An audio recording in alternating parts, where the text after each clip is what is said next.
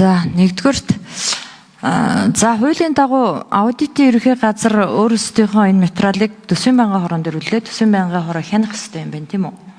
За хянаж гин. Тэгэнгუთ зарчмын зөрүүтэй саналыг улсын хурлын дэгийн тухай хуулиар зөвхөн улсын хурлын гишүүн гаргах үстэй. Гишүүд зарчмын зөрүүтэй санал гаргасангүй гингут төсвийн байнгын хорооны зөвлөхүүд зарчмын зөрүүтэй санал гаргаад оруулж ирж шүү дээ. Одоо биднээр энийг батлуулах гэж байна, тийм үү? Энэ чинь арай давсан эрх мэдэл биш юм уу дарга? Тэг бид нар одоо энэ зарчмын зөрүүтэй саналыг төсвийн байнгын хороо гаргасан гэж бидний нэрийг бариад орно бичсэн шүү дээ. Байнгын хороо улсын хурлын гишүүдээс бүрдэн мөн үү? Улсын хурлын бүтцийн байгууллага мөн үү?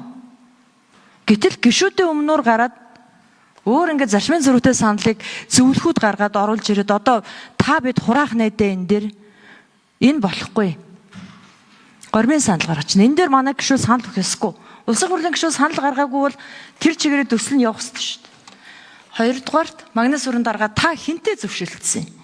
Байнгын хорооны зөвлөхүүтээ зөвшөлдсөхгүй. Та улсын хурлын гишүүдтэй төсвийн байнгын хороотой эсвэл төсвийн байнгын хорооноос гарсан ажлын хэсэгтээ зөвшөлдсөн.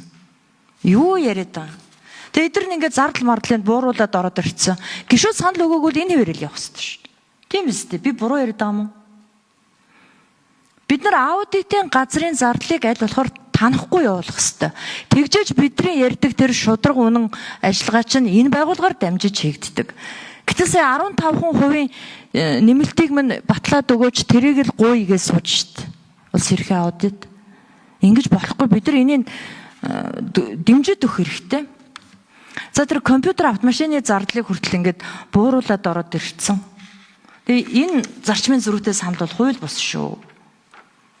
Ингэж бидний нэрийг барьж ингэж оруулж ирж болохгүй. Би энэ дээр тайлбар өсөж байна. Тэгэд хэрвээ шаардлагатай бол одоо ийм юм дээр гормын санал гаргаж санал хураалгах хэрэггүй гэж бодож шүү дээ. Тийм биз дээ. За тэгээ тайлбар нэмж асууя.